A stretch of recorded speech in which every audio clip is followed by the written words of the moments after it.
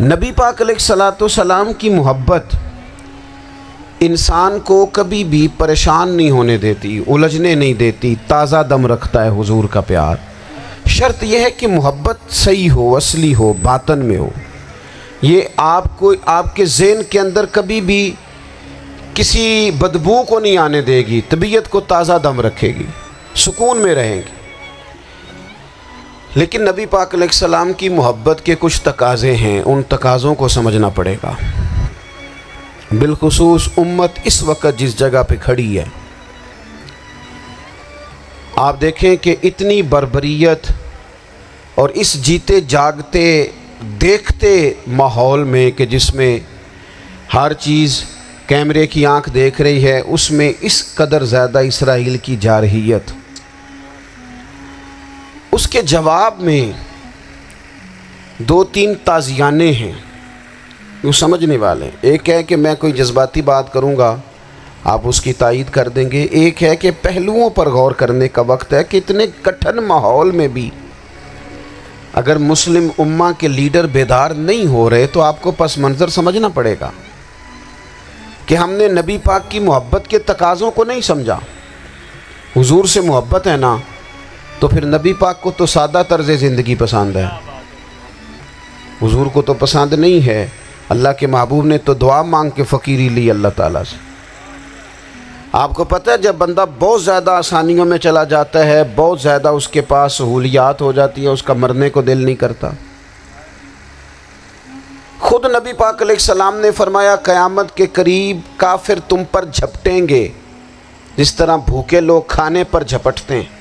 حضور کیوں، ہم تھوڑے ہوں گے؟ فرمایا نہیں، تمہیں دنیا سے محبت ہو جائے گی اور موت تمہیں بری لگے گی۔ اتنے بڑے بڑے بنگلے، عالی شان محلات، کس کا چھوڑ کے مرنے کو جی چاہتا ہے معاذ اللہ۔ نبی پاک کی محبت کا تقاضا سمجھو، ایسا نہیں کہ وہاں دولت آئی نہیں۔ حضور تو فرماتے ہیں کہ اللہ نے خزانوں کی کنجیاں میرے ہاتھ میں رکھ دی ہیں، لیکن میں نے عرض کیا مالک ایک وقت روٹی دینا اور ایک وقت کا فاقہ دینا۔ کنجیاں خزانوں کی اللہ نے دی۔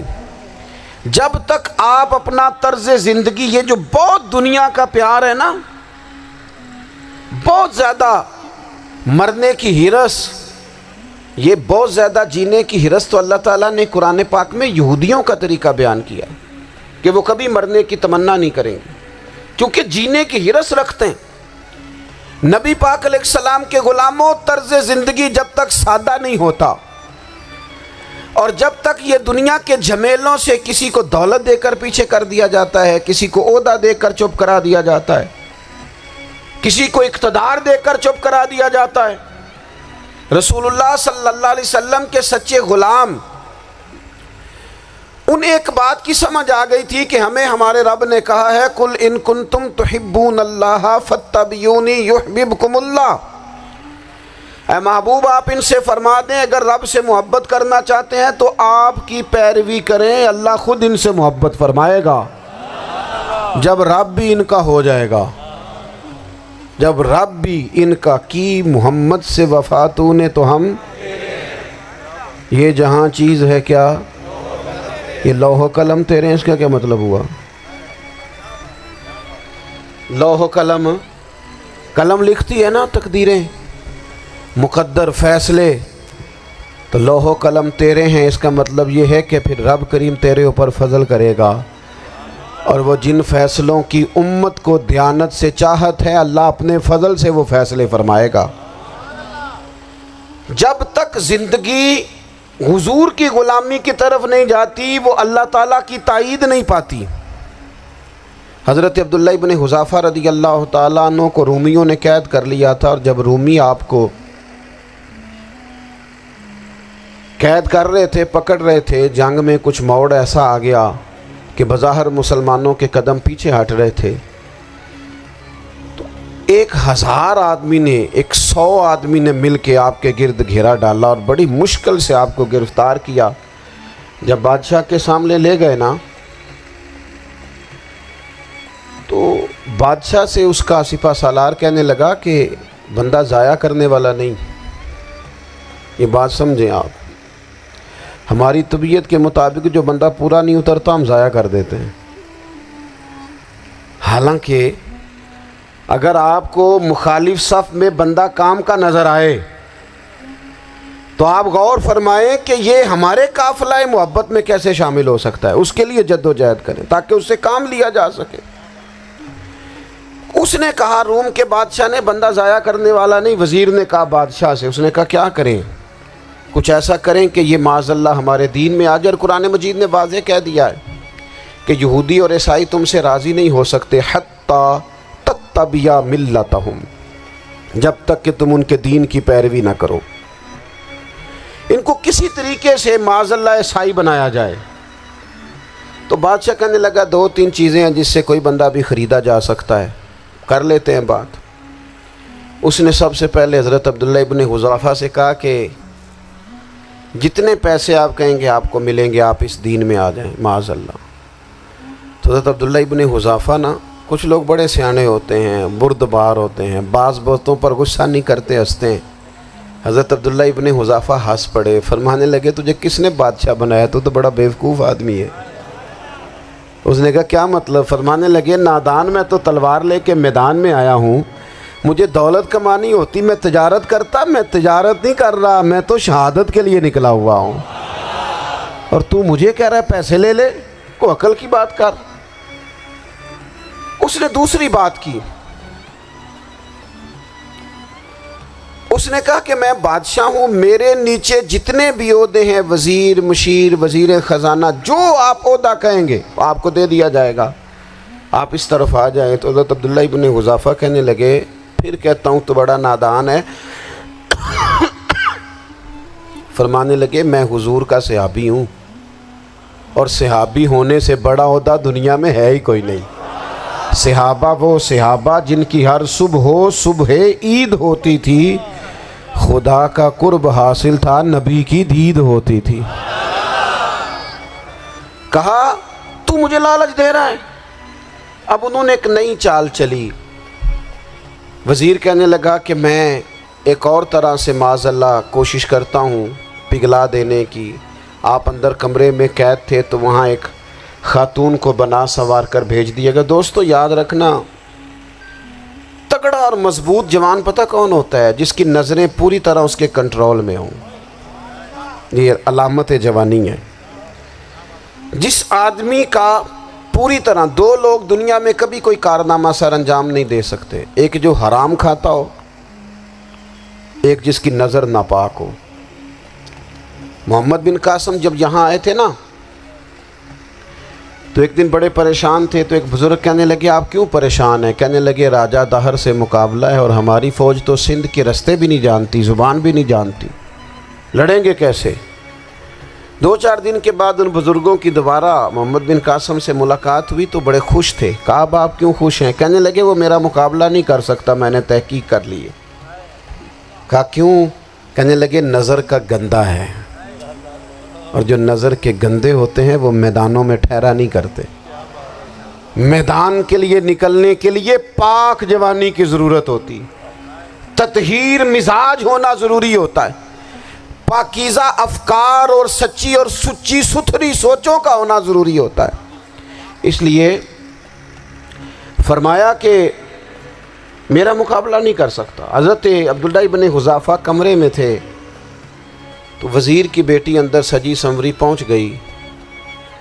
جیسے ہی آپ نے اس کفر کی چال کو دیکھا تو تیمم کر کے نفل شروع کیے۔ وہ ساری رات بیٹھی رہی، رب کا بندہ ساری رات عبادت کرتا رہا۔ عبادت بڑا سہارا ہے، مصلی بڑا سہارا ہے اللہ کے بندوں۔ صبح دروازہ کھولا، وزیر نے اپنی بچی سے پوچھنا چاہتا تھا رزلٹ کیا نکلا، تو وہ کہنے لگی پیچھے ہٹ جا، اب تیرا میرا تعلق کوئی نہیں، میں نے نبی پاک کا کلمہ پڑھ لیا۔ اس نے کہا میں نے بھی زمانہ دیکھا ہے، پر یہ کیا لوگ ہیں، کستوری کے بنے ہوئے، سندل سے دھلے ہوئے، کہ میں ساری رات کمرے میں رہی اور 100 اور 1000 آدمی جس جوان کا مقابلہ نہ کر سکے، اتنا طاقتور جوان کمرے میں رہا اور اسے نظر اٹھا کے نہ دیکھا۔ او کچا رنگ للاری والا جڑا چڑھدا تے لیندا رہندا ہے، اے عشق تیرے دا رنگ محمد چڑھیا پھر نہیں لیندا۔ میں نے کہا ایک دفعہ نظر اٹھا کے نہیں دیکھا؟ کمال ہو گئی، اتنے بڑے لوگ، اتنی بڑی سعادت مندی، فیروز بختی، معاملہ فہمی، حد ہو گئی۔ اللہ اکبر۔ دوستو بادشاہ جب پوری طرح ہار گیا نا، اس نے کہا مار دو۔ تیل گرم کیا ایک کڑاہی میں، اور جب آپ کو اس میں ڈالنے لگے تو آپ کی آنکھوں میں آنسو آ گئے۔ بادشاہ کا خیال ہوا شاید نرم ہو گئے ہیں، کہنے لگا روئے کیوں؟ فرمانے لگے سوچتا ہوں جان ہی ایک ہے، کتنا مزہ ہے اس کی راہ میں جان دینے کا، کتنی لذت ہے اس کے نام پر مرنے میں، کتنا لطف ہے۔ جے تو چڑھیا اتے دار بھی نہیں تے جے تو وکیا عشق بازار بھی نہیں، تے ایڈا سستا سودا پیار بھی نہیں، تے ایڈا سستا لبدا یار بھی نہیں۔ کئی جنگل گانے پیندے نی، کئی دوزخ لنگنے پیندے نی، جے وہ اس ملوں بھی مل جاوے ایدوں سستا ہور بپار بھی نہیں۔ تے کچھ سمجھ نہ آوے لوکاں نوں وہ کادے نال شہید کرے، ڈٹھی یار دے ہاتھ تلوار بھی نہیں، پر او دا خالی جاندہ وار بھی نہیں۔ کہنے لگے ایک جان ہے نا، تو دل کرتا ہے ہزاروں ہوتی تو ایک ایک کر کے محبوب کے نام پہ قربان کرتا، جب میرے پاس ہے ہی ایک، کروں کیا؟ حضرت عبداللہ ابن حذافہ رضی اللہ تعالیٰ عنہ جب روئے اور بادشاہ نے یہ بات سنی تو بادشاہ اٹھ کے کھڑا ہو گیا، سارے وزیروں مشیروں کو کہنے لگا تم نے کہا تھا نا بندہ ضائع کرنے والا نہیں، یہ بھی ضائع کرنے والا نہیں۔ کہنے لگا میرا ماتھا چومو، تم جیسے لوگوں کو قتل نہیں کرنا چاہیے، آزاد کرنا چاہیے۔ عزیز اپنی زندگی سے نا یہ بہت زیادہ ہرس، ہوس، طمع، اور یہ کسی بات کی بھی ہو، ہرس صرف پیسوں کی نہیں ہوتی ہے، شہرت کی بھی ہوتی ہے، یہ بیماری انسان کو اقتدار کی بھی ہوتی ہے، تعریف کی بھی بیماری ہوتی ہے، یہ سارے نقص ہوتے ہیں لوگوں کو، اور معاذ اللہ بعض جبوں کبوں کے اندر بھی ہوتے ہیں، وہاں بھی پنپتے ہیں۔ اپنی زندگی جب تک اس سادگی میں نہیں لاؤ گے جو رسول پاک نے عطا فرمائی ہے، جب لوگ آسانیوں میں پوری طرح الجھ گئے تو پھر وہ دور ہوئے اور کفر چڑھ گیا۔ دوسری بات، اللہ کے محبوب صلی اللہ تعالیٰ علیہ وسلم کی محبت ہم سے تقاضا کرتی ہے کہ ہم اس مشن کے لیے کام کریں جس مشن کے لیے رسول پاک نے کام فرمایا ہے۔ ہم سارے کام بڑی مضبوطی سے، سوچ سمجھ کے، تدبر سے، حکمت سے، تقاضوں کو مد نظر رکھتے ہوئے کرتے ہیں، سارے کام۔ دین کے کام میں ہمارا مزاج نہیں ہوتا، او ہو جائے گا جی، آپ بسم اللہ پڑھیں جی، شروع کریں جی۔ آپ تقاضوں کو سمجھیں، چیزوں کو دبائیں نہیں، چیزوں پر غور کریں۔ کسی کے ذہن کی سطح پر سوال ابھرتا ہے، اس کا تسلی بخش جواب دیں۔ اپنی زندگی میں دین کے کام کے لیے اپنے آپ کو وقف کریں، اور دین کے کام کے بہت سارے پہلو ہیں۔ ہزاروں لوگوں کو قرآن پاک ٹھیک پڑھنا نہیں آتا، ہزارہا لوگ ہیں جو قرآن مجید کے مطالب سے آگاہ نہیں ہیں، دین کی بنیادی ضروریات سے لوگ نابلد ہیں۔ میں آپ کو کس طرح یہ بات سمجھاؤں کہ ہزاروں کی تعداد میں طلاقیں اس لیے ہوتی ہیں کہ مردوں کو طلاق کے مسئلے نہیں آتے، انہیں پتہ نہیں ہے کہ مجھے حقوق زوجین کے معاملے میں کیسے چلنا ہے۔ ڈھیر سارے گھروں میں تباہی اس لیے ہے کہ تربیت اولاد کا دینی منہج ہمیں نہیں پتہ۔ اپنا حصہ ملائیں دین کے کام میں۔ ایک آدمی کو اگر تو نمازی کرنے میں کامیاب ہو گیا، تیری زندگی بدل گئی۔ وہ دین بیزار لوگ جو ہمارے بیچ بیٹھ کے ہماری نوجوان نسل کو پگڑی اور داڑھی کا نام لے کے بنیادی طور پر دین سے دور کرتے ہیں، ایسے نوجوانوں کو دین کا پیغام محبت دے کر دین کے قریب کرنا ہماری ڈیوٹیوں کا حصہ ہے۔ ہمیں ذمہ داری کا احساس کرنا پڑے گا، ہمیں یہ خاص قدم اٹھانا پڑے گا، توجہ دینی پڑے گی۔ مساجد، مدارس، میں آپ سے عرض کروں، اتنی ڈٹ کے مخالفت ہوتی ہے نا مدرسوں کی، اتنی ڈٹ کے۔ میں ادارہ چلاتا ہوں، اس کے چلانے میں جو مشکلات ہیں وہ تو ہم بتا نہیں سکتے آپ کو، اس لیے کہ میری قوم، میرا اس قوم سے تعلق ہے جو نعت خواں امیر کرنا چاہتی ہے، مدرسے نہیں. ہاں نقیب خطیب پیدا کرنا چاہتی ہے, شعر و شاعری کی زندگی کو پروان چڑھانا چاہتی ہے. فقط ہمارا ان لوگوں سے تعلق ہے جو لاکھوں کروڑوں روپیہ محافل پہ لگائیں گے, اور قاری صاحب بیچارے اگر مسجد کا کوئی ہونے والا کام کسی وقت بتا دیں گے تو وہ بڑی مشکل آ جائے گی ان کے لیے. یہ کیسے ہو سکتا ہے, آپ نے یہ ڈیوٹی بتا دی. مدارس اور جتنا اہم رول دین کو پھیلانے میں مدارس اسلامیہ کا ہے, اتنی زبردست. لوگوں کا خیال ہوتا ہے میری طرح کے لوگ شاید کام کرتے ہیں, ڈیوٹی کرتے ہیں. یہ 10-15 لوگ آپ کو نظر آتے ہیں جو آپ کو کہیں میڈیا پر یا ادھر ادھر ڈیوٹی کرتے. مخلص لوگ اپنی جگہ پہ وہ بھی بڑا ہی کام کر رہے ہیں, جو میڈیا پہ آ کے بھی اخلاص سے اور درد دل سے کو دین کی, ان کی بھی کسی بات کی حوصلہ شکنی نہیں. لیکن ہزارہا اساتذہ جو مدارس میں بیٹھ کے پڑھاتے ہیں, جنہوں نے وہ سارے لوگ تیار, آپ سمجھ نہیں سکتے کتنا بڑا کام.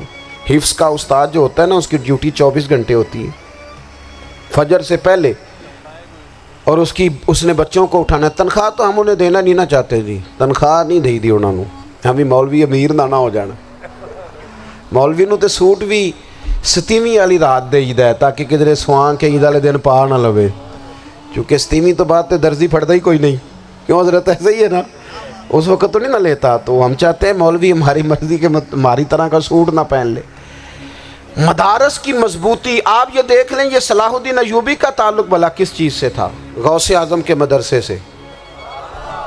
حضور غوث اعظم کے مریدوں کی جماعت اس کے ساتھ شامل تھی. کون لوگ تھے جنہوں نے مدارس سے فیض پایا؟ رازی اور غزالی, حضور غوث اعظم, خواجہ اجمیر, یہ سب لوگ مدارس کے لوگ ہیں. کمزوریاں ہیں, غلطیاں ہیں, بہت ساری چیزوں کی اصلاح کی ضرورت ہے, لیکن یہ دین کا بہت بڑا قلعہ ہوتا ہے مدرسہ. لیکن اس کی مخالفت کی جاتی ہے. مجھے بتائیے, اگر مدرسوں میں کمزوریاں ہیں تو کالجوں یونیورسٹیوں میں نہیں ہیں؟ ہم نے کبھی مخالفت کی ہے بند کر دو سارے؟ لیکن لوگوں کا جب خیال آتا ہے, جب ہمارے ایک سابقہ وزیر صاحب تھے سر راہ, کسی دعوت میں میری ان سے ملاقات ہو گئی تو انہوں نے کہا مدرسوں کا کردار کیا ہے آج کے ماحول میں؟ میں نے انہیں کہا کہ مختلف کورسز آپ کراتے ہیں نا, تو اس کے لیے پھر مختلف ویکینسیز ہوتی ہیں. جہاں بچوں کو مدرسے کا کورس کرایا جاتا ہے تو استاد بننا ہوتا ہے, اس نے خطیب بننا ہوتا ہے, مسجد کی ڈیوٹی کرنی ہوتی ہے. میں نے کہا آپ بالکل کوئی حکومت سرپرستی نہیں کرتی, لیکن اللہ کا فضل ہے. کبھی آپ نے حکومت سے سنی ہے جس میں جمعے والے دن مولوی نہ ملا ہو جمعہ پڑھانے کے لیے؟ کبھی آپ کو رمضان میں ایسی مسجد ملی ہے جس میں قرآن مجید سنانے کے لیے حافظ نہ ملا ہو؟ یہ ہو سکتا ہے کسی حافظ کو مسجد نہ ملے. تو مدارس کے ذمے جو کام تھا مدارس نے جم کے کیا ہے اور ڈٹ کے کیا اللہ کے فضل سے. اور مدارس کے لوگوں کو بھی کمزور نہیں پڑنا چاہیے, کبھی کسی وزیر مشیر مالدار کے روب میں نہیں آنا چاہیے, قطعاً نہیں. کیوں کہ یہ وہ عظیم لوگ ہیں رسول اللہ صلی اللہ علیہ وسلم کے دین کے غلام, کہ ابھی ایک لفظ نہیں پڑھا ہوتا الف با تا سا, پہلے دن گھر سے نکلتے ہیں تو حضور فرماتے ہیں اللہ کے فرشتے ان کے پیروں کے نیچے پر بچھا بھی دیتے ہیں. پہلے دن اتنا بڑا اعزاز ملتا ہے. تو حضور کی محبت کا تقاضا ہے, دین کا کوئی کام کیا جائے. ایک خاتون مسجد نبوی شریف میں جھاڑو دیتی تھی پر کوئی کام تو کرتی تھی نا. اور کس مسجد میں؟ جہاں 70,000 فرشتے صبح آتے ہیں 70 شام آتے ہیں, اس مسجد میں وہ خاتون جھاڑو دیتی تھی. بخاری ہے, جب ان کا انتقال ہو گیا صحابہ نے سوچا کہ حضور کو تکلیف ہوگی, بغیر بتائے جنازہ پڑھ دیا. حضور صبح تشریف لائے, تازی قبر دیکھی, اور محبوب وہ ہیں جو فرش پہ کھڑے ہو کے عرش کی خبریں دیتے ہیں. نبی پاک علیہ الصلوۃ والسلام نے فرمایا کہ مجھے اطلاع کیوں نہیں دی اس کے انتقال کی؟ یہ کرم دیکھو, کوئی ڈیوٹی تو کرتی تھی نا یار, پر خلوص سے, پر پیار سے, پر اللہ کو راضی کرنے کے لیے, پر درد دل سے. اور دین کی ڈیوٹیاں کرنے والے دوستو سنو, حضور صبح آئے, قبر کو دیکھ کر فرمایا مجھے کیوں نہیں بتایا؟ یا رسول اللہ آپ کو تکلیف دینا مناسب نہ جانا. تو قبر پہ کھڑے ہو کے حضور نے فرمایا صف بناؤ میں دوبارہ جنازہ پڑھاؤں گا. صف بناؤ میں دوبارہ جنازہ پڑھاؤں گا. کوئی ڈیوٹی تو. تیسرا تقاضا حضور کی محبت کا سمجھو، میں بس بڑی جلدی بات سمیٹنے لگا ہوں۔ حضور کی امت سے پیار کرو، یہ نبی پاک کی محبت کا تقاضا ہے۔ حضور اس بندے سے بڑے راضی ہوتے ہیں جو حضور کی امت سے پیار کرتا ہے۔ آپ کو پتہ ہے حضرت جبریل امین علیہ السلام نے معراج کی رات حضور علیہ السلام سے عرض کی تھی کہ اللہ کی بارگاہ میں عرض کیجئے گا میری بھی ڈیوٹی لگ جائے آپ کی امت کے ساتھ محبت کرنے پر۔ تو یہ کیوں کہا تھا انہوں نے؟ علماء نے لکھا اس لیے کہا تھا کہ حضرت جبریل بھی جانتے ہیں کہ حضور کی امت سے محبت کی بات کی جائے نا تو نبی پاک راضی ہوتے ہیں۔ امت سے پیار کرو گے نا، امت سے ایک صرف بات کا خیال رکھنا، عقیدہ برا ہو تو بات دوسری ہے، ورنہ میرے محبوب کی امت کا ایک ایک شخص جو مدینے والے کا کلمہ پڑھتا ہے، جو حضور کا غلام ہے، اس کے بارے میں اپنے دل میں گنجائش رکھنا، پیار رکھنا، وارفتگی رکھنا۔ اور دوستو یہاں لوگ کس طرح گروہوں کو، جماعتوں کو سپورٹ کرتے ہیں۔ نبی پاک نے اس امت کی کثرت پر فخر بیان کیا اور حضور فرمانے لگے 120 صفیں جنتیوں کی ہوں گی، قیامت میں 80 صفیں صرف میری امت کی ہوں گی۔ سبحان اللہ۔ میں کثرت امت پر فخر کروں گا۔ ان لوگوں سے پیار کرنا ہے، ان کے دکھ درد کو سمجھنا ہے۔ پتہ ہے آج کیا ہوتا ہے؟ آج ہمیں نا مختلف چھوٹے چھوٹے ملکوں میں بانٹ دیا گیا، تو ہم کسی دوسرے مسلمان بھائی کا درد نہیں محسوس کرتے، ہم گھروں میں نہیں محسوس کرتے۔ پڑوسی پر ظلم ہو رہا ہو تو ہم کہنے پتر ساڈا نہیں مسئلہ، یہ دا مسئلہ ہے، تینوں کی لگے۔ حالانکہ پڑوسی کی آگ اس لیے بھی کسی وقت بجھا دینی چاہیے کہ پڑوسی کی نہ بجھائی جائے تو اپنا گھر بھی زاد میں آ جاتا۔ آج امت مسلمہ سے ہمیں بس لگا دیا گیا اپنے حصے کی روٹی کماؤ، اپنے حصے کی کوٹھی بناؤ، اپنے حصے کی گاڑی خریدو، اپنے حصے کا کام کرو۔ امت کا درد، امت کی بات، وحدت امت کا تصور، امت کا دوبارہ سے وہ شان ارسل رسولہ بالہدی ودین الحق لیظہرہ علی الدین کلہ، وہ تصور کب ہوگا؟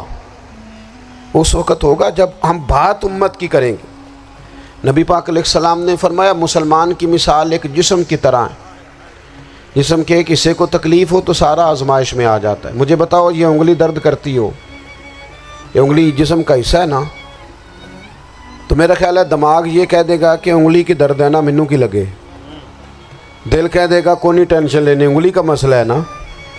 ایسا نہیں ہوتا، بلکہ جب انگلی میں درد ہوتی ہے تو دماغ منصوبہ بندی کرتا ہے کہ اس کا علاج کیسے ہو سکتا ہے، دل پریشان ہوتا ہے، پیر چل کے جاتے ہیں، ہاتھ وہ دوائی وصول کرتے ہیں، دانت اسے چبا کر، حلق اسے نگل کر، معدہ اسے ذخیرہ کر کے جسم میں پھیلاتا ہے، پھر جا کے انگلی شفا پذیر ہوتی ہے۔ ایک حصے کو درد ہو تو سارا حصہ کام پہ لگ جاتا ہے۔ اسرائیل اگر تکلیف دے رہا ہے فلسطینیوں کو تو ہونا چاہیے تھا نا بعض مسلمان حکمرانوں کو نیند نہ آتی، وہ درد دل محسوس کرتے۔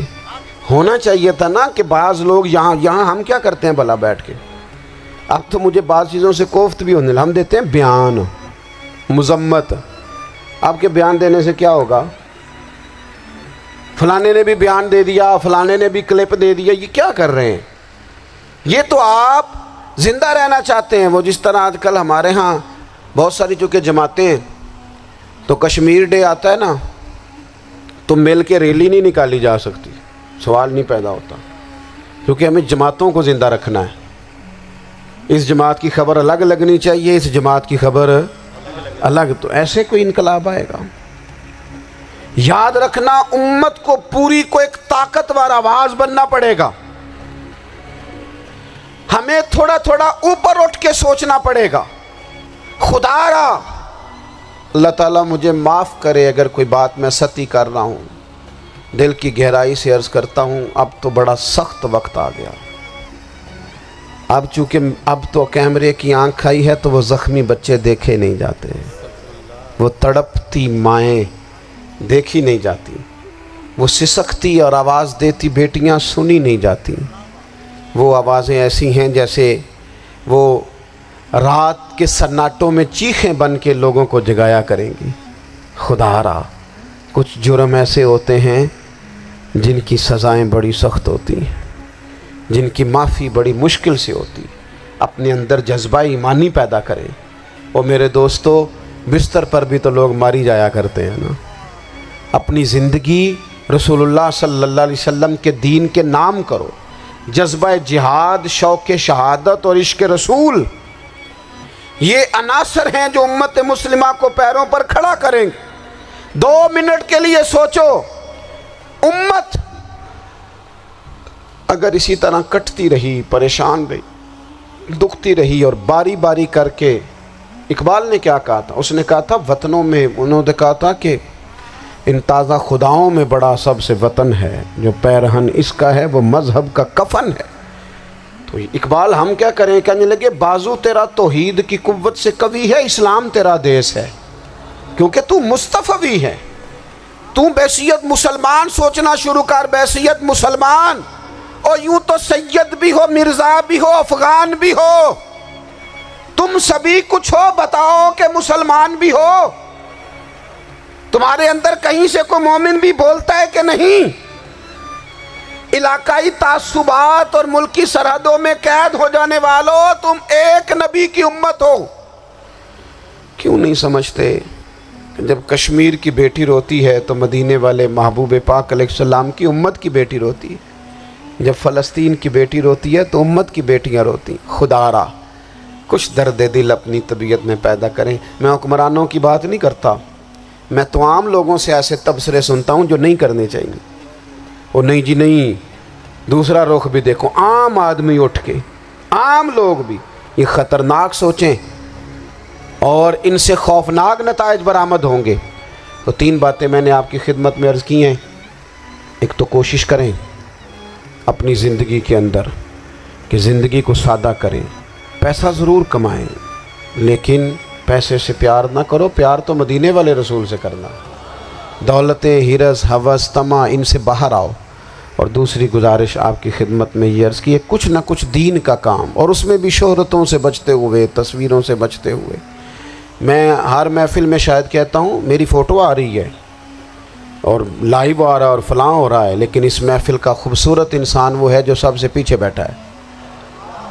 وہ کسی فوٹو کے لیے نہیں آیا۔ اور میں ڈھیر سارے لوگ دیکھ رہا ہوں، یہ جو آگے بیٹھ جاتے ہیں بعض اوقات 5، 7، 10 لوگ، یہ بڑی تصویر سازی کرتے ہیں، لیکن جو پیچھے بیٹھے ہوتے ہیں، ان کی کوئی فوٹو نہیں آتی۔ اور میں نے بہت سارے لوگوں کو دیکھا ہے کبھی موبائل کو ہاتھ بھی نہیں لگاتے، لیکن جن کے لیے آئے ہیں انہیں تو پتہ ہے نا کون کون آیا ہے۔ اور کچھ دین کے لیے کریں۔ اور تیسری گزارش آپ کی خدمت میں یہ ہے کہ امت بن کر بھی ضرور سوچیں اور امت کے دکھوں کا مداوع بھی کریں، اور امت مسلمہ کا درد بھی اپنے سینے میں ضرور محسوس کریں۔ اللہ تعالی ہماری اس بزم کو جی ایک بات اور سن لیں جی۔ نبی پاک علیہ السلام نے ارشاد فرمایا، لائیں جی، حضور سید عالم علیہ السلام نے ارشاد فرمایا کہ جب تک بندہ اللہ کے بندوں کی مدد میں رہتا ہے نا، اللہ بھی اس کی مدد کرتا رہتا ہے۔ یعنی اگر آپ امت کے لیے سوچتے ہیں، کوئی امت کے لیے فکر پیدا کرتے ہیں، کچھ امت کی سوچیں لاتے ہیں، تو اللہ بھی مدد فرمائے گا۔ اور یہ بات اچھی طرح یاد رکھیں، جب بھی بندہ کوئی ایسا کام کرتا ہے نا جو خالص اللہ کی رضا کے لیے ہو، تو رب کی مدد ضرور آتی ہے۔ وَلَقَدْ نَصَرَكُمُ اللَّهُ بِبَدْرٍ وَأَنْتُمْ أَذِلَّةٌ۔ تو یہ کام کریں گے تو اللہ کی مدد بھی آئے گی۔ محمد بن قاسم جب یہاں آئے تھے نا تو ایک دن بڑے پریشان تھے، تو ایک بزرگ کہنے لگے آپ کیوں پریشان ہیں؟ کہنے لگے راجہ دہر سے مقابلہ ہے اور ہماری فوج تو سندھ کے رستے بھی نہیں جانتی، زبان بھی نہیں جانتی، لڑیں گے کیسے؟ 2-4 دن کے بعد ان بزرگوں کی دوبارہ محمد بن قاسم سے ملاقات ہوئی تو بڑے خوش تھے۔ کہا اب آپ کیوں خوش ہیں؟ کہنے لگے وہ میرا مقابلہ نہیں کر سکتا، میں نے تحقیق کر لی ہے۔ کہا کیوں؟ کہنے لگے نظر کا گندہ ہے، اور جو نظر کے گندے ہوتے ہیں وہ میدانوں میں ٹھہرا نہیں کرتے۔ میدان کے لیے نکلنے کے لیے پاک جوانی کی ضرورت ہوتی، تطہیر مزاج ہونا ضروری ہوتا ہے، پاکیزہ افکار اور سچی اور سچی ستھری سوچوں کا ہونا ضروری ہوتا ہے۔ اس لیے فرمایا کہ میرا مقابلہ نہیں کر سکتا۔ حضرت عبداللہ ابن حذافہ کمرے میں تھے تو وزیر کی بیٹی اندر سجی سنوری پہنچ گئی۔ جیسے ہی آپ نے اس کفر کی چال کو دیکھا تو تیمم کر کے نفل شروع کیے۔ وہ ساری رات بیٹھی رہی، رب کا بندہ ساری رات عبادت کرتا رہا۔ عبادت بڑا سہارا ہے، مصلی بڑا سہارا ہے اللہ کے بندوں۔ صبح دروازہ کھولا، وزیر نے اپنی بچی سے پوچھنا چاہتا تھا رزلٹ کیا نکلا، تو وہ کہنے لگی پیچھے ہٹ جا، اب تیرا میرا تعلق کوئی نہیں، میں نے نبی پاک کا کلمہ پڑھ لیا۔ اس نے کہا میں نے بھی زمانہ دیکھا ہے، پر یہ کیا لوگ ہیں، کستوری کے بنے ہوئے، سندل سے دھلے ہوئے، کہ میں ساری رات کمرے میں رہی اور 100 اور 1000 آدمی جس جوان کا مقابلہ نہ کر سکے، اتنا طاقتور جوان کمرے میں رہا اور اسے نظر اٹھا کے نہ دیکھا۔ او کچا رنگے للاری والا جڑا چڑھ دا تے لیندا رہندا ہے، اے عشق تیرے دا رنگ محمد چڑھیا پھر نہیں لیندا۔ سبحان اللہ۔ میں کہا ایک دفعہ نظر اٹھا کے نہیں دیکھا، کمال ہو گئی۔ اتنے بڑے لوگ، اتنی بڑی سعادت مندی، فیروز بختی، معاملہ فہمی، حد ہو گئی۔ اللہ اکبر۔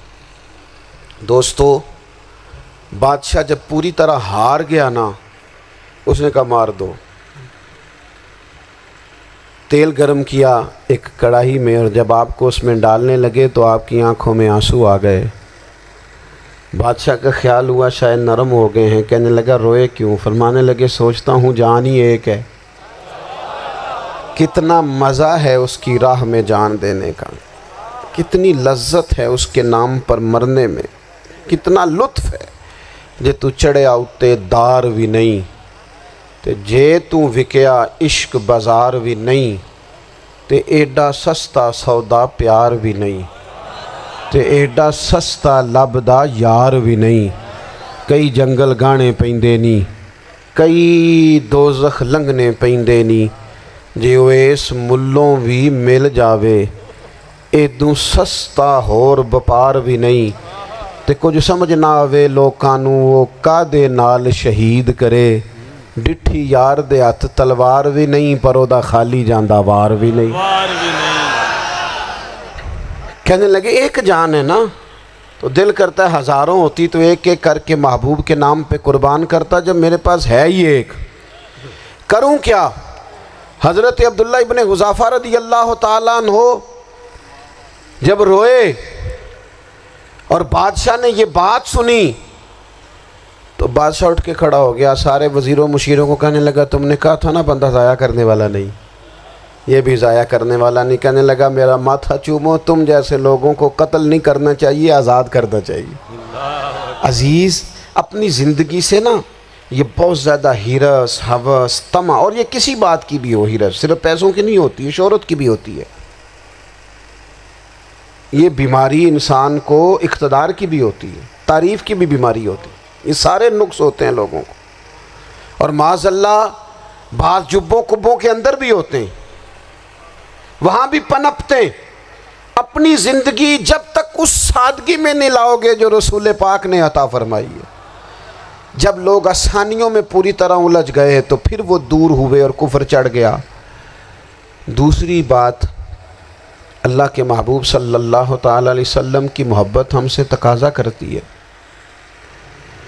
کہ ہم اس مشن کے لیے کام کریں جس مشن کے لیے رسول پاک نے کام فرمایا ہے۔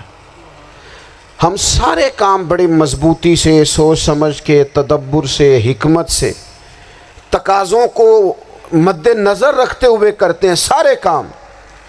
دین کے کام میں ہمارا مزاج نہیں ہوتا، او ہو جائے گا جی، آپ بسم اللہ پڑھیں جی، شروع کریں جی۔ آپ تقاضوں کو سمجھیں، چیزوں کو دبائیں نہیں، چیزوں پر غور کریں۔ کسی کے ذہن کی سطح پر سوال ابھرتا ہے، اس کا تسلی بخش جواب دیں۔ اپنی زندگی میں دین کے کام کے لیے اپنے آپ کو وقف کریں، اور دین کے کام کے بہت سارے پہلو ہیں۔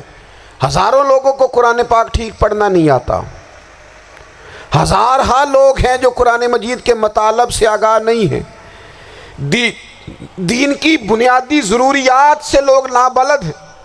میں آپ کو کس طرح یہ بات سمجھاؤں کہ ہزاروں کی تعداد میں طلاقیں اس لیے ہوتی ہیں کہ مردوں کو طلاق کے مسئلے نہیں آتے، انہیں پتہ نہیں ہے کہ مجھے حقوق زوجین کے معاملے میں کیسے چلنا ہے۔ ڈھیر سارے گھروں میں تباہی اس لیے ہے کہ تربیت اولاد کا دینی منہج ہمیں نہیں پتہ۔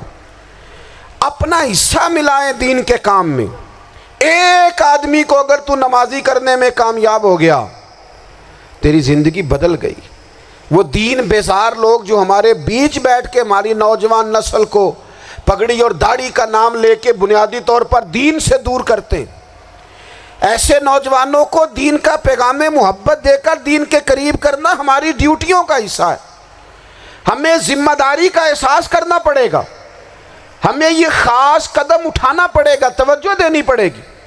مساجد، مدارس، میں آپ سے عرض کروں، اتنی ڈٹ کے مخالفت ہوتی ہے نا مدرسوں کی، اتنی ڈٹ کے۔ میں ادارہ چلاتا ہوں، اس کے چلانے میں جو مشکلات ہیں وہ تو ہم بتا نہیں سکتے آپ کو، اس لیے کہ میری قوم، میرا اس قوم سے تعلق ہے جو نعت خواں امیر کرنا چاہتی ہے، مدرسے نہیں۔ ہاں، نقیب خطیب پیدا کرنا چاہتی ہے، شعر و شاعری کی زندگی کو پروان چڑھانا چاہتی ہے۔ فقط ہمارا ان لوگوں سے تعلق ہے جو لاکھوں کروڑوں روپیہ محافل پہ لگائیں گے، اور قاری صاحب بیچارے اگر مسجد کا کوئی ہونے والا کام کسی وقت بتا دیں گے تو وہ بڑی مشکل آ جائے گی ان کے لیے۔ یہ کیسے ہو سکتا ہے، آپ نے یہ ڈیوٹی بتا دی؟ مدارس اور جتنا اہم رول دین کو پھیلانے میں مدارس اسلامیہ کا ہے، اتنی زبردست، لوگوں کا خیال ہوتا ہے میری طرح کے لوگ شاید کام کرتے ہیں، ڈیوٹی کرتے ہیں۔ یہ 10-15 لوگ آپ کو نظر آتے ہیں جو آپ کو کہیں میڈیا پر یا ادھر ادھر ڈیوٹی کرتے، مخلص لوگ اپنی جگہ پہ، وہ بھی بڑا ہی کام کر رہے ہیں، جو میڈیا پہ آ کے بھی اخلاص سے اور درد دل سے کو دین کی، ان کی بھی کسی بات کی حوصلہ شکنی نہیں، لیکن ہزارہا اساتذہ جو مدارس میں بیٹھ کے پڑھاتے ہیں، جنہوں نے وہ سارے لوگ تیار، آپ سمجھ نہیں سکتے کتنا بڑا کام۔ حفظ کا استاد جو ہوتا ہے نا، اس کی ڈیوٹی 24 گھنٹے ہوتی ہے، فجر سے پہلے، اور اس نے بچوں کو اٹھانا ہے۔ تنخواہ تو ہم انہیں دینا نہیں نہ چاہتے جی، تنخواہ نہیں دئی دی انہوں نے، ہمیں مولوی امیر نہ ہو جانا۔ مولوی نو تے سوٹ بھی 27ویں والی رات دے ہے تاکہ کدھر سوان کے عید والے دن پا نہ لوے، چونکہ 27ویں تو بعد تے درزی پھڑتا ہی کوئی نہیں، کیوں حضرت؟ ایسا ہی ہے نا، اس وقت تو نہیں نہ لیتا، تو ہم چاہتے ہیں مولوی ہماری مرضی کے ہماری طرح کا سوٹ نہ پہن لے۔ مدارس کی مضبوطی آپ یہ دیکھ لیں، یہ صلاح الدین ایوبی کا تعلق بھلا کس چیز سے تھا؟ غوث اعظم کے مدرسے سے۔ حضور غوث اعظم کے مریدوں کی جماعت اس کے ساتھ شامل تھی۔ کون لوگ تھے جنہوں نے مدارس سے فیض پایا؟ رازی اور غزالی، حضور غوث اعظم، خواجہ اجمیر، یہ سب لوگ مدارس کے لوگ ہیں۔ کمزوریاں ہیں، غلطیاں ہیں، بہت ساری چیزوں کی اصلاح کی ضرورت ہے، لیکن یہ دین کا بہت بڑا قلعہ ہوتا ہے مدرسہ، لیکن اس کی مخالفت کی جاتی ہے۔ مجھے بتائیے، اگر مدرسوں میں کمزوریاں ہیں تو کالجوں یونیورسٹیوں میں نہیں ہیں؟ ہم نے کبھی مخالفت کی ہے بند کر دو سارے؟ لیکن لوگوں کا جب خیال آتا ہے، جب ہمارے ایک سابقہ وزیر صاحب تھے، سریرا کسی دعوت میں میری ان سے ملاقات ہو گئی، تو انہوں نے کہا مدرسوں کا کردار کیا ہے آج کے ماحول میں؟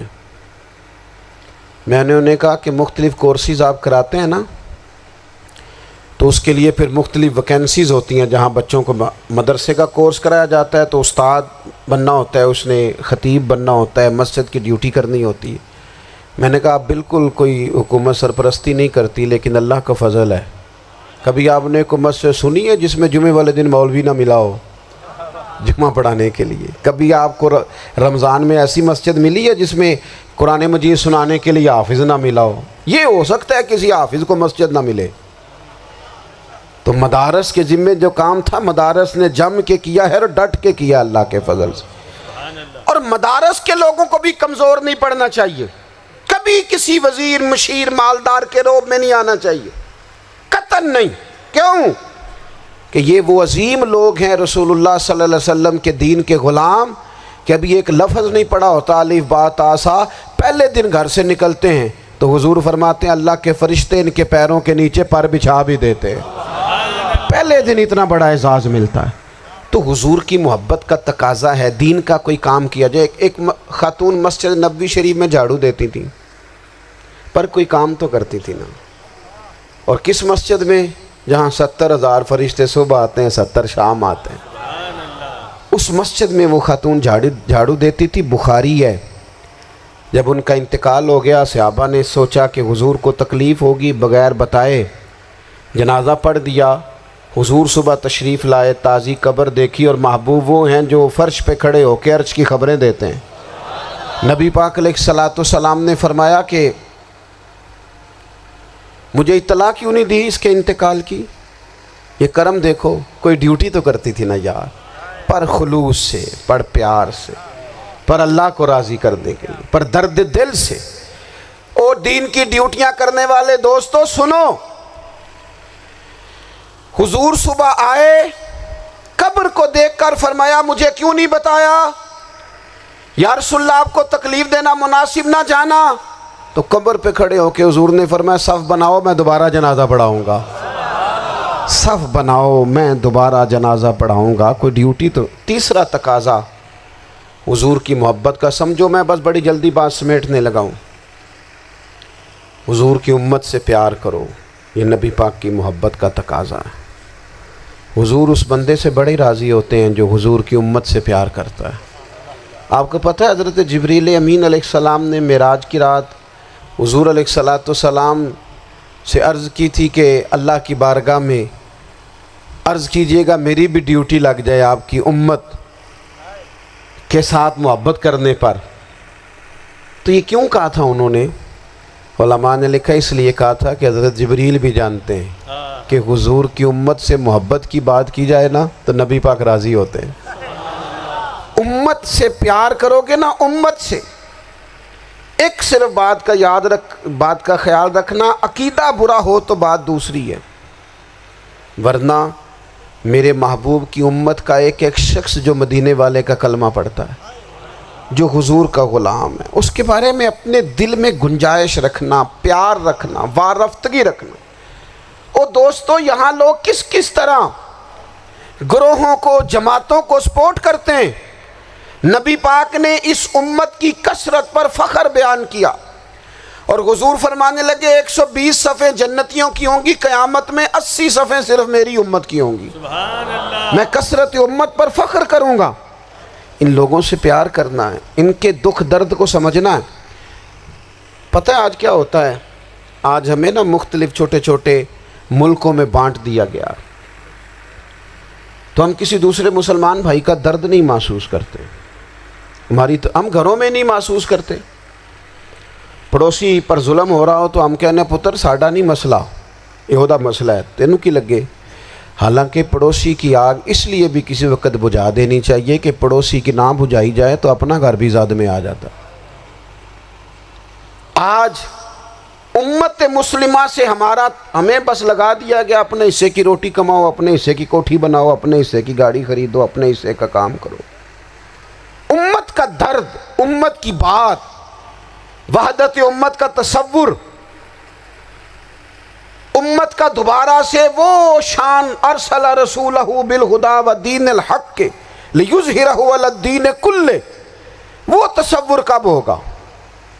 اس وقت ہوگا جب ہم بات امت کی کریں گے. نبی پاک علیہ السلام نے فرمایا مسلمان کی مثال ایک جسم کی طرح ہے.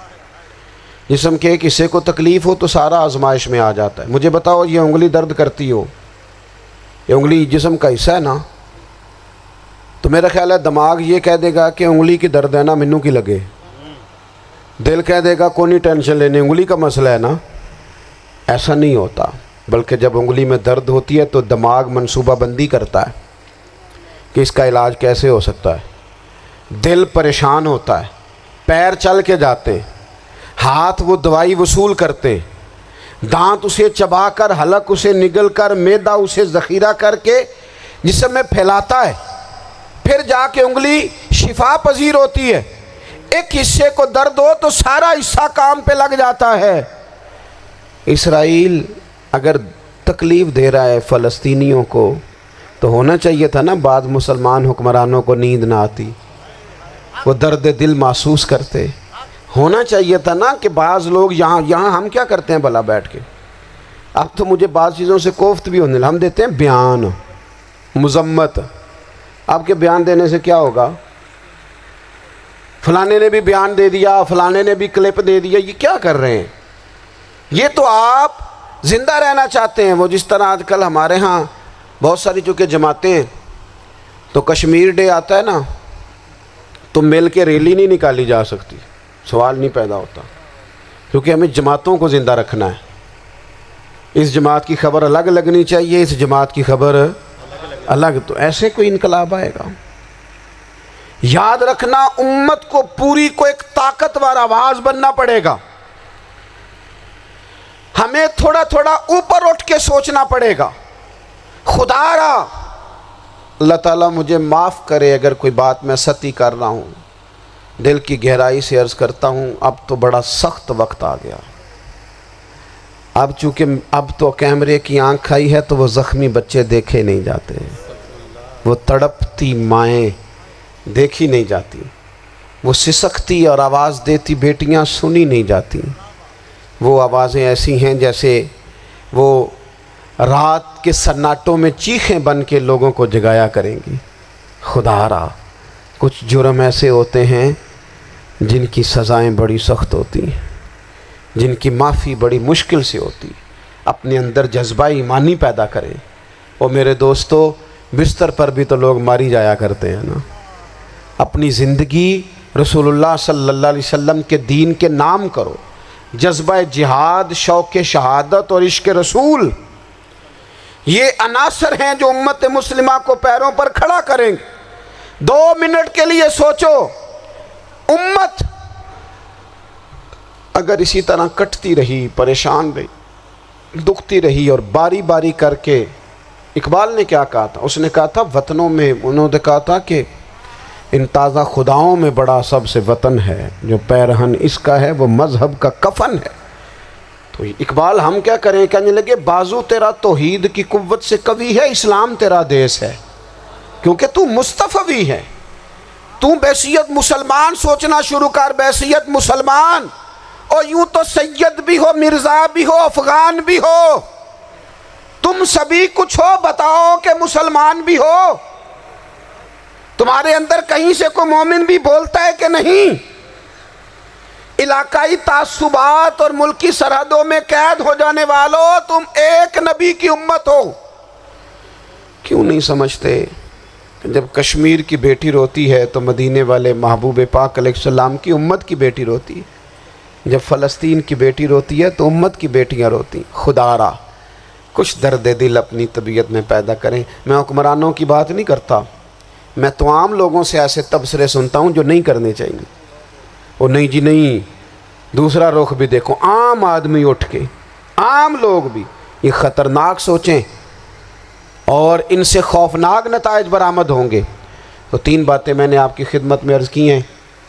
ایک تو کوشش کریں اپنی زندگی کے اندر کہ زندگی کو سادہ کریں، پیسہ ضرور کمائیں لیکن پیسے سے پیار نہ کرو، پیار تو مدینے والے رسول سے کرنا۔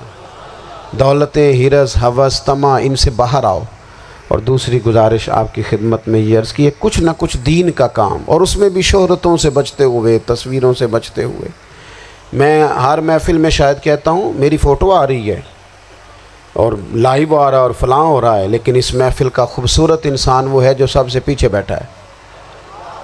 وہ کسی فوٹو کے لیے نہیں آیا۔ اور میں ڈھیر سارے لوگ دیکھ رہا ہوں، یہ جو آگے بیٹھ جاتے ہیں بعض اوقات 5، 7، 10 لوگ، یہ بڑی تصویر سازی کرتے ہیں، لیکن جو پیچھے بیٹھے ہوتے ہیں، ان کی کوئی فوٹو نہیں آتی۔ اور میں نے بہت سارے لوگوں کو دیکھا ہے کبھی موبائل کو ہاتھ بھی نہیں لگاتے، لیکن جن کے لیے آئے ہیں انہیں تو پتہ ہے نا کون کون آیا ہے۔ اور کچھ دین کے لیے کریں۔ اور تیسری گزارش آپ کی خدمت میں یہ ہے کہ امت بن کر بھی ضرور سوچیں اور امت کے دکھوں کا مداوع بھی کریں، اور امت مسلمہ کا درد بھی اپنے سینے میں ضرور محسوس کریں۔ اللہ تعالی ہماری اس بزم کو۔ جی ایک بات اور سن لیں جی، نبی پاک علیہ الصلوۃ والسلام نے ارشاد فرمایا، لائیں جی، حضور سید عالم علیہ الصلوۃ والسلام نے ارشاد فرمایا کہ جب تک بندہ اللہ کے بندوں کی مدد میں رہتا ہے نا، اللہ بھی اس کی مدد کرتا رہتا ہے۔ یعنی اگر آپ امت کے لیے سوچتے ہیں، کوئی امت کے لیے فکر پیدا کرتے ہیں، کچھ امت کی سوچیں لاتے ہیں، تو اللہ بھی مدد فرمائے گا۔ اور یہ بات اچھی طرح یاد رکھیں، جب بھی بندہ کوئی ایسا کام کرتا ہے نا جو خالص اللہ کی رضا کے لیے ہو تو رب کی مدد ضرور آتی ہے۔ وَلَقَدْ نَصَرَكُمُ اللَّهُ بِبَدْرٍ وَأَنْتُمْ أَذِلَّةٌ۔ تو یہ کام کریں گے تو اللہ کی مدد بھی آئے گی۔ اللہ توفیق عطا فرمائے۔ وَمَا عَلَيْنَا إِلَّا الْبَلَاغُ۔ مصطفیٰ